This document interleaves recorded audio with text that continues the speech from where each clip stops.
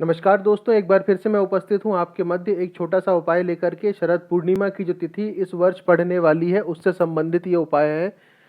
मंगलवार 19 तारीख से ही पूर्णिमा की तिथि प्रारंभ हो जाएगी। चूंकि शरद पूर्णिमा उदया तिथि के हिसाब से मनाया जा रहा है इस वर्ष, यानी कैलेंडर में आप देखेंगे तो वो 20 तारीख की तिथि लिखी हुई है।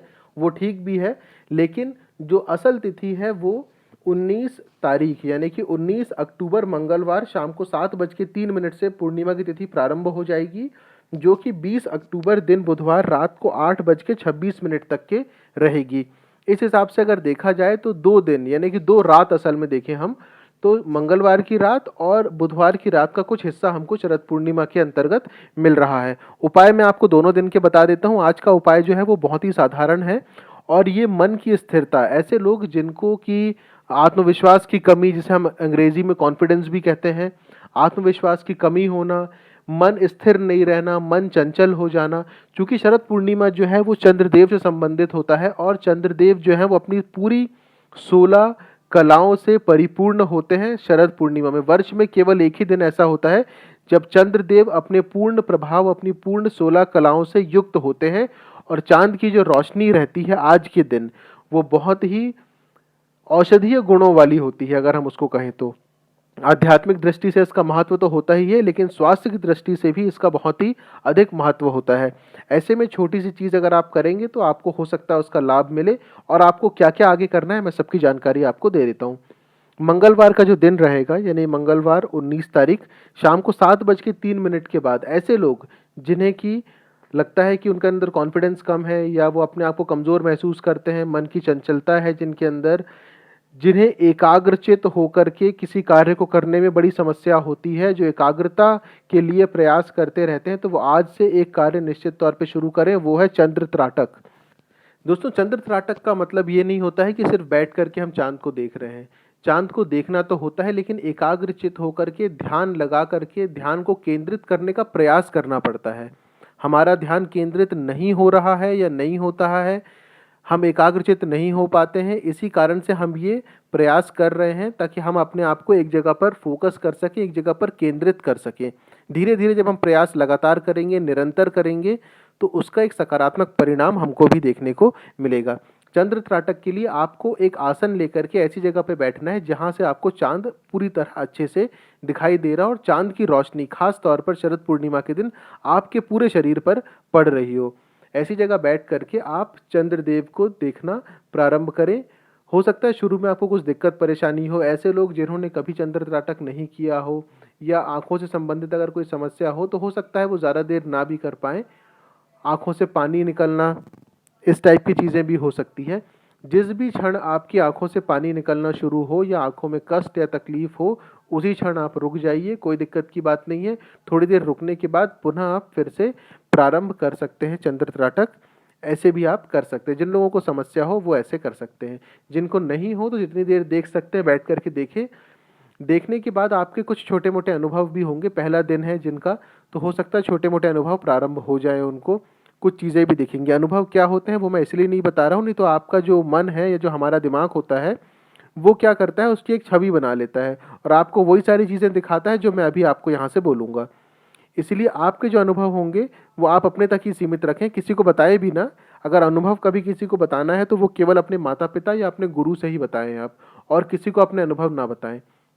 किसी भी प्रकार की आप कोई आध्यात्मिक क्रिया या गतिविधि अगर करते हैं तो अपने अनुभव केवल अपने माता पिता या अपने गुरु से ही बताएं, अन्यथा वो जो अनुभव हैं वो आपको होना बंद हो जाएंगे या रुक जाएंगे। इस बात का विशेष ध्यान रखें। उसके बाद हाँ, कोई अगर आपके प्रश्न हो तो आप मुझसे ज़रूर पूछ सकते हैं।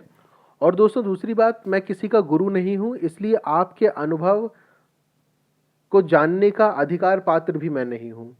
इसीलिए आपके जो अनुभव है वो आप अपने गुरु, अपने माता पिता तक ही सीमित रखें तो बेहतर रहेगा, नहीं तो अनुभव होना बंद भी हो सकते हैं, जो मैंने थोड़ी देर पहले आपको बताया। अब चंद्र त्राटक जब आप कर रहे हो तो पहली चीज़, जब तक कि आंखों से पानी निकल रहा है अगर किसी के, या निकलना शुरू ना हो जाए, तब तक कि आप करते रहें, और जैसे ही पानी निकलना शुरू हो आप रुक जाएं, आंखों को नुकसान ना पहुंचाएं। उसके बाद जिनकी आदत है वो कर सकते हैं ये चीज़। चंद्र त्राटक आप दोनों दिन कर सकते हैं, शरद पूर्णिमा के मंगलवार और बुधवार। मंगलवार शाम को 7:03 के बाद से कर सकते हैं और बुधवार 8:26 के पहले करना है, क्योंकि उसके बाद पूर्णिमा की तिथि समाप्त हो जाएगी। चंद्र त्राटक करते समय जैसा आपको बताया आसन लेकर के बैठना है चंद्रदेव की रोशनी में, और जो चंद्रदेव की रोशनी है जब वो आपके ऊपर पड़ रही हो, आपके शरीर पे पड़ रही हो, तो मन में ऐसा भाव हो कि आपका शरीर उस रोशनी को अपने अंदर समाहित कर रहा है। उसके बाद एक सकारात्मक ऊर्जा आपके अंदर जा रही है, इस प्रकार का भाव आपके अंदर होना चाहिए और आपका पूरा ध्यान चंद्रदेव पर ही केंद्रित होना चाहिए। धीरे धीरे करके आप देखेंगे, खासकर ऐसे लोग जिनको की लगता है कि उनकी कुंडली में चंद्र से संबंधित कोई दोष है या फिर चंद्र ग्रह खराब है, मजबूत नहीं है, तो वो ये कार्य निश्चित तौर पे कर सकते हैं। और एक छोटा सा उपाय और बता देता हूँ, जिनकी कुंडली में चंद्र से संबंधित कोई भी समस्या या दोष हो, वो रात को ज़्यादा देर तक ना जागें। प्रयास करें कि 10 से 11 बजे या मैक्सिमम 12 बजे तक के आप सो जाएं और प्रातः ब्रह्म मुहूर्त में या 5 बजे के आसपास आप उठ जाएं। सूर्योदय के समय या सूर्योदय से पहले आप बिस्तर छोड़ दें। ये बहुत ही सरल और बहुत ही सटीक उपाय है चंद्र ग्रह के दोष निवारण के लिए। अब जो मैं आपको बता रहा था शरद पूर्णिमा से संबंधित, वो मैं आपको बता देता हूँ। जो चंद्र त्राटक का था वो मैंने आपको बता दिया है। उसके अलावा आप अगर चाहें तो चंद्र त्राटक जो आप अभी कर रहे हैं, इसे शुक्ल पक्ष में हर महीने जो 15 दिन शुक्ल पक्ष की तिथि होती है, जब चांद धीरे धीरे बढ़ता है, उस समय भी आप कर सकते हैं। घटते हुए चांद यानी कि कृष्ण पक्ष की तिथि में कभी भी चंद्र त्राटक ना करें, शुक्ल पक्ष की तिथि में ही चंद्र त्राटक करें। आप देखेंगे कि आपके अंदर आत्मविश्वास किस तरीके से बढ़ रहा है, किस प्रकार से आपका मन नियंत्रित हो रहा है। और भी दूसरे अनुभव होंगे, वो अनुभव आपको खुद महसूस होंगे, आप खुद समझेंगे। मैं यहाँ नहीं बता सकता वो सारे अनुभव, आप खुद ही देखेंगे। उसके अलावा इच्छा शक्ति आपकी बढ़ जाएगी, इच्छा शक्ति में आपकी वृद्धि हो जाएगी, और भी बहुत सारी चीज़ें हैं जो होंगी। शरद पूर्णिमा का दिन है, खीर का भोग अवश्य बनाएं अगर आप बना सकते हैं तो। जो लोग बनाते हैं वो निश्चित तौर पे बनाएं 8:26 के पहले। अगर गाय का दूध हो तो उस पर बनाएं। उसके अलावा जो भी चीज़ें आपके पास हो, चाहे वो सूखे मेवे हो या जैसा भी हो, उन सब का प्रयोग करके आप बनाएं और 8:26 से पहले उसे आप अपनी छत में ले जा करके रख दें। अब 8:26 पे पूर्णिमा की तिथि तो समाप्त हो जाएगी, लेकिन चूंकि आपने उसे 8:26 से पहले ही रख दिया है, अब आप जब तक चाहें उसे रख सकते हैं अपनी छत में। दोस्तों, शरद पूर्णिमा के दिन आप अच्छा स्वास्थ्य प्राप्त करने के लिए एक काम और भी कर सकते हैं। या ऐसे लोग जो कि लंबी बीमारी से चल रहे हैं, या कई लोग ऐसे जिनके शरीर में दवाइयाँ उतने अच्छे तरीके से काम नहीं कर पा रही है, वो छोटा सा एक उपाय करके प्रयास कर सकते हैं।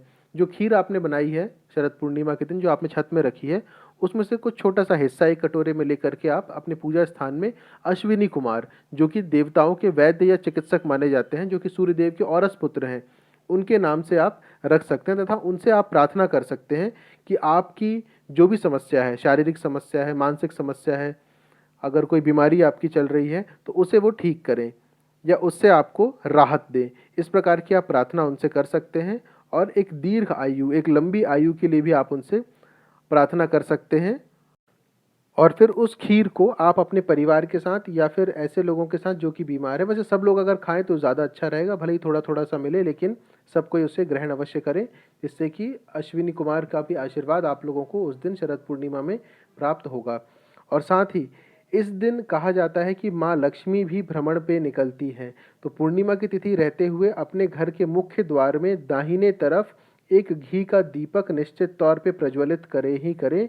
अगर हो सके तो गाय के घी का दिया जलाएं, नहीं हो तो तेल का दिया जलाएं। दाहिना हिस्सा मतलब जब आप अपने घर के मुख्य द्वार पर खड़े हों और आप घर से बाहर की तरफ देख रहे हों, उस समय आपके सीधे हाथ की तरफ का जो क्षेत्र रहेगा वो दाहिना हिस्सा होगा।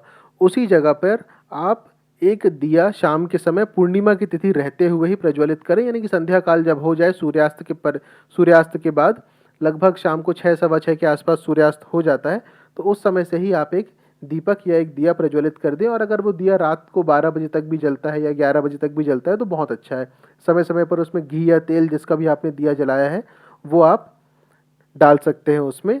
और जब आप दिया जला रहे हो तो माँ लक्ष्मी से प्रार्थना करें कि आपके घर पे वो आए, आपके घर में स्थायी रूप से निवास करें। जो रात को आपने खीर का जो भोग आप बनाया है वो माँ लक्ष्मी को भी प्रसाद रूप में निश्चित तौर पे अर्पित करें आप। दोस्तों, यहाँ मैं बताने तो आपको एक उपाय आया था, लेकिन जो मेरे दिमाग में आता गया, जो मन में आता गया, वो मैंने आपको बता दिया। क्षमा चाहूँगा कि अगर मैंने आपका अधिक समय ले लिया हो तो। जल्द ही दूसरे उपाय के साथ फिर उपस्थित होंगे। चैनल को सब्सक्राइब ज़रूर कर लीजिएगा और इस उपाय को अत्यधिक लोगों के साथ आप शेयर करें, साझा करें, ताकि हर कोई इससे लाभान्वित हो सके। जल्दी ही दूसरे उपाय के साथ फिर उपस्थित होंगे। धन्यवाद दोस्तों।